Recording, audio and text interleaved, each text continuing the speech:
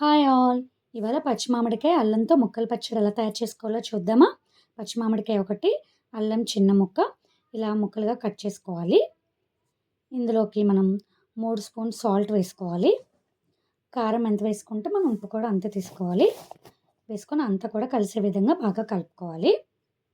సమ్మర్‌లో curd rice ఎక్కువగా తింటాం కదా!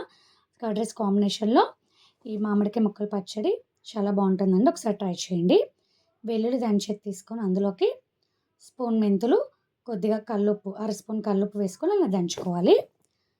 తాలింపు కోసం 2 టేబుల్ స్పూన్ల ఆయిల్ వేసుకొని, ఆయిల్ వేడయ్యాక ఆవాలు వేసుకొని, ఆవాలు వేగాక ఆయిల్ చల్లారాక మనం 3 స్పూన్ల కారాన్ని వేసుకొని ఇలా అంతా కూడా కలిసే విధంగా కలుపుకోవాలి. చూసారు కదా! ఈ కారం ఆయిల్‌లో మొత్తం కలిసిపోవాలి. కలిసిపోయాక మనం దంచుకున్నటువంటి మెంతి పొడి కూడా వేసుకొని బాగా కలుపుకోవాలి. నిమ్మరసం, అరచెక్క నిమ్మరసంని ఈ కారంలోకి కూడా వేసుకొని అంతా కూడా ఒకసారి కలుపుకొని ముక్కల పచ్చడిలోకి వేసుకోవడమే. అంతే టేస్టీ టేస్టీ మామిడికాయ అల్లం ముక్కల పచ్చడి రెడీ.